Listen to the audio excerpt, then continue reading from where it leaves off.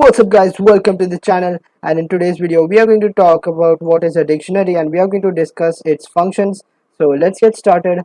I have opened my PyCharm IDE here, and as you know, we discussed in the last video about list and some of its basic functions. It was a really fun video, so go and check it out. That was the ninth video and this is the 10th video, so I'm going to make a new Python file and name it as Stu10. It's saying that it already exists. So I'm going to go there. I might have made it before this video. So I made this stu10.py and I'm going to write dictionary or anything. I can even name the dictionary on myself. For example, Anj, for example, your name. But at the moment I'm going to name my dictionary as dictionary so that you guys understand. After that I'm going to put these brackets and then I'm going to print its type. So the type of dictionary is, I'm going to run it, and as you can see the type of the dictionary that we have made is dict. Similarly, if I write square brackets, what will be the type? As we have seen in the previous video, we talked about list and list had square brackets. So if I run this, it will print out that it is a list. And similarly, if I write these curved brackets, it will print out that it is a tuple. So just like that, for a dictionary, we use curly brackets. After this, I'm going to write a dictionary based on the groceries that we buy in the market.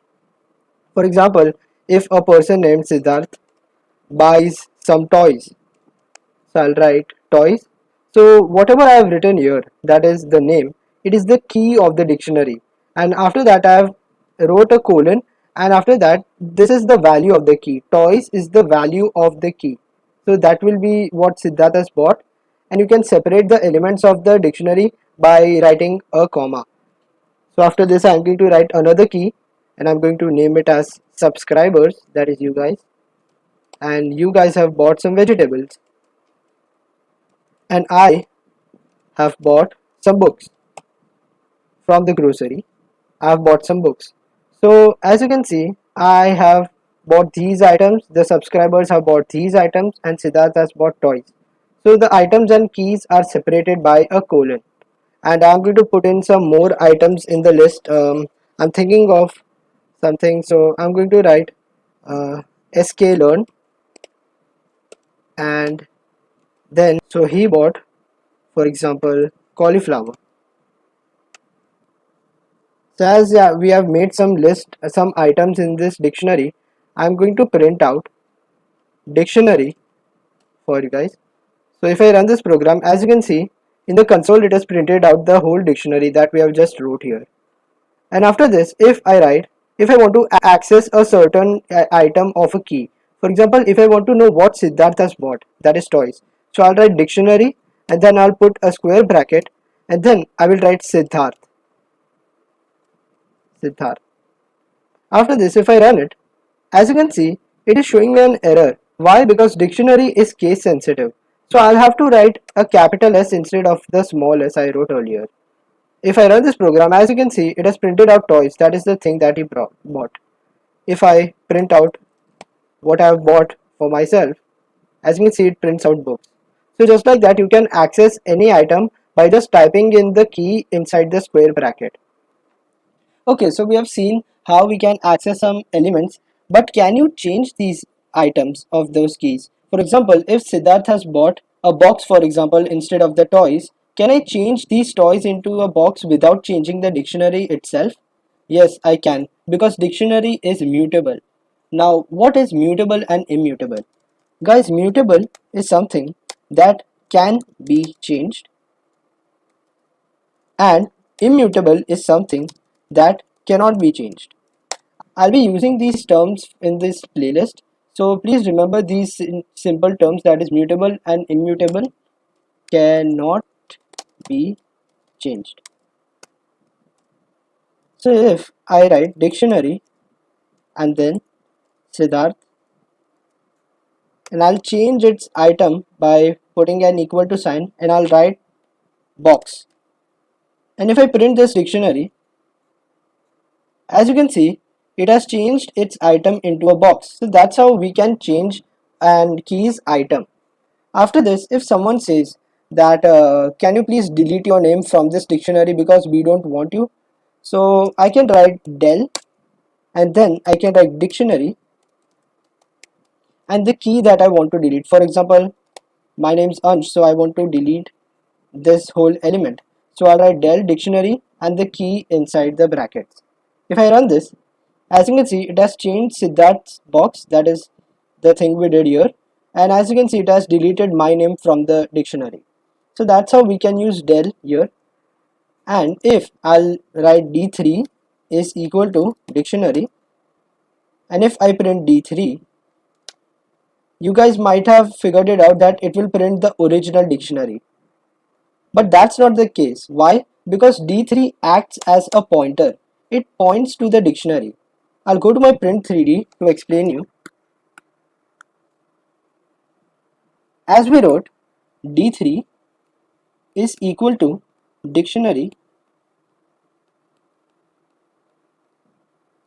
D3 points to the dictionary.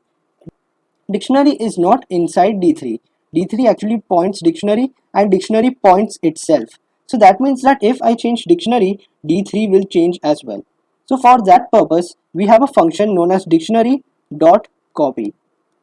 After we write dictionary.copy, D3 does not become a pointer, but it actually becomes a dictionary itself. So if I write D3 is equal to dictionary, in this case D3 is a pointer, but if I write D3 is equal to dictionary dot copy, this copy function makes a copy of the dictionary and puts it into D3. So D3 becomes a dictionary as well, the original dictionary. So if I write D3 is equal to dictionary dot copy, and if I print D3, as you can see, it has printed the original dictionary. We have changed the dictionary 2 times, but it hasn't changed and it has printed the original one. So after this, we have functions such as copy, and then we have up to date. So I'll write dictionary. I'll comment this out. Then I'll comment these two out as well. And then I'll write dictionary update. But what do I want to update? For example, if someone says that why didn't you write my name here? I'm your subscriber as well. So if someone's name is, for example, Ankit, and if I want to write his name inside this dictionary without changing the dictionary itself, I'll write update, then the curly brackets, and then I'll write Ankit, and he bought, for example, butter. So I'll write Ankit and then butter, and after that I'll print dictionary. If I run this, as you can see, Ankit butter has been included in our original dictionary as well. So that is what this update function does. And after that we have more functions, for example dictionary.keys. And what dictionary.keys does is that it takes all of the keys. For example, in Siddharth toys the key is Siddharth, in subscribers vegetables the key is subscribers, in Ansh books the key is Ansh, in sklearn cauliflower the key is sklearn. So similarly, if I print dictionary.keys, and if I run this program, as you can see, it has printed Siddharth subscribers, Ansh and sklearn. And if I uncomment this comment, that is I included Ankit butter, so it will also print Ankit as a key. As you can see, Ankit is included in the dictionary, so it is printed Ankit. So we have another function such as dictionary.items, and if I run this, as you can see, it has printed every item in it. For example, as I told you, this in this item, Siddharth toys, Siddharth is a key and toys is a value. But this whole thing, that is Siddharth colon toys, it is an item. So if I print item, it prints the value, and then it prints the key, and after that it puts a comma, and after that it puts a value. And just like that, it prints all of the items in a single line.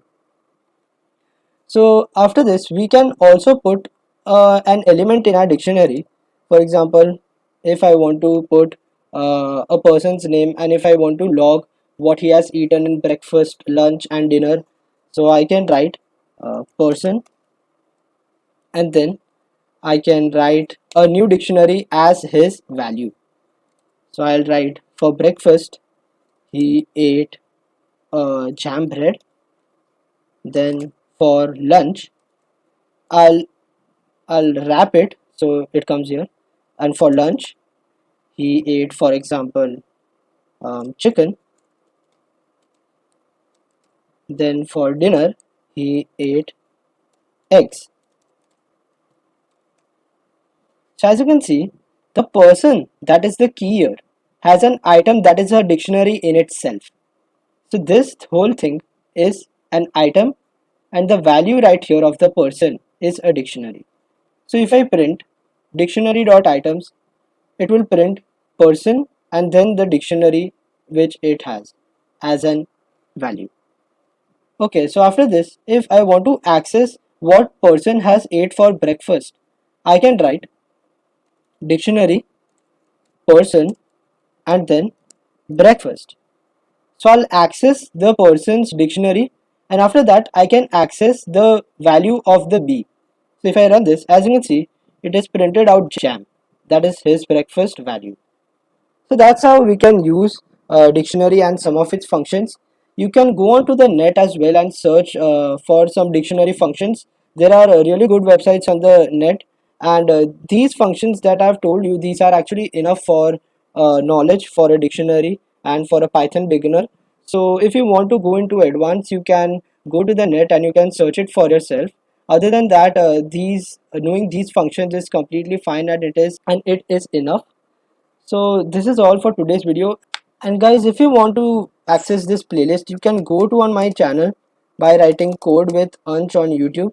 And after this, you can click on my channel and then click on playlist. And after this, as you can see, I've made this playlist here, Python for Absolute Beginners. You can click on view full playlist, and after that you will click on a window right here. So as you click on a window, you will have the playlist side by side on the video you're playing. So it is a really good functionality that YouTube has made for you. So you can access the playlist and look at it while watching your video. So that's how you can access the playlist, and please make sure that you do, because this is going to be a really amazing playlist and I'm going to add more videos on it. And thank you guys for watching this video. This was all for today. Hope you're safe, and I'll see you next time.